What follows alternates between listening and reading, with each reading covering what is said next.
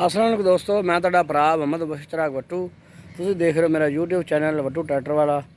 तो अज दोस्तों जनाब असी ट्राला एक बंदे ने मंगवा दिता सी ते वो जनाब रोहत वास्ते उन्हें लिया सी ते वो उन्हें जनाब ट्राला दिता फा। आओ तुहानूं दिखाने जी ड्राइवर की ड्राइवरी। इन्नी जगह हैगी सी कटाई करन दी ते उन्हें ट्राला जनाब थल्ले लाता खताना जिवें पंजाबी च आपां कहने खताना ही लाता। बहुत ज़्यादा नीवी जगह थे। आओ तुहानूं जगह ते विजिट कराने साडे नाल क्लिप शेयर करने जी। यह जनाब मेन रोड के उत्ते ट्राला बैक कर रहा सी, ठीक है जी। ते आ नाल धान वास्ते उन्हें रुत लियांदी। इत्थे जनाब उन्हें ट्राला लाता, इत्थे थल्ले लाता बिल्कुल।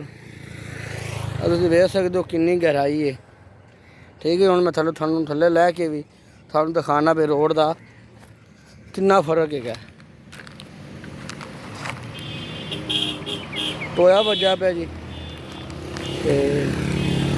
यह वो जगह है, बाकी थोड़े नाल क्लिप शेयर करने हैं। तो अगर थानूं साडी वीडियो अच्छी लगे साडे चैनल सबसक्राइब करो, वीडियो लाइक करो। तो आओ जी थानूं क्लिप दिखाने। ये दोस्तों मेरे कज़न वट्टू साहब ने जनाब क्लिप बनाया सी, मेरे वाले सेंड किया सी। मैं उस टाइम मौके पर मौजूद नहीं सी। वो ट्राला बैक करन लगे जनाब उन्हें थल्ले लाता। बहुत ज़्यादा गहराई है, तुसीं देख सकते हो। तो दो ट्रैक्टर नाल भी उत्थों नहीं निकलिया। हुण जनाब ट्रैक्टर कढ़ के ते ट्राले की साइड चेंज करनगे, दूजी साइड पर छिक के जाएंगे तो फिर जनाब ट्राला निकल जाएगा जी। अभी देख सकते हो संगल का पा के छिक रहे हैं।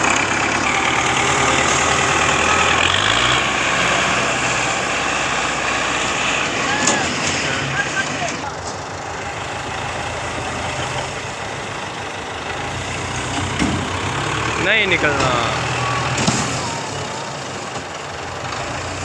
ये तो ट्रैक्टर में सही जोर नहीं ला रहा है।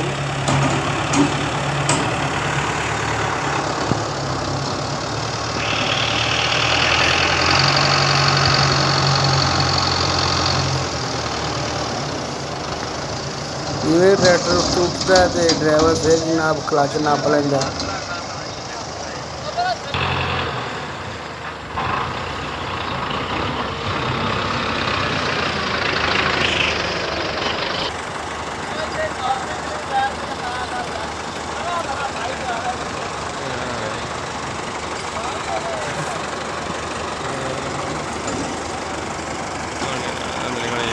ਹੁਣ जनाब ट्राला हो गया सीधा।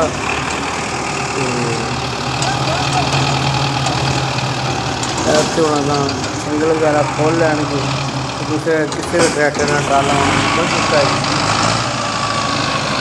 तो दोस्तों अगर थानूं साडी मेरी वीडियो अच्छी लगी है तो चैनल सबसक्राइब करो, वीडियो लाइक करो। शुक्रिया।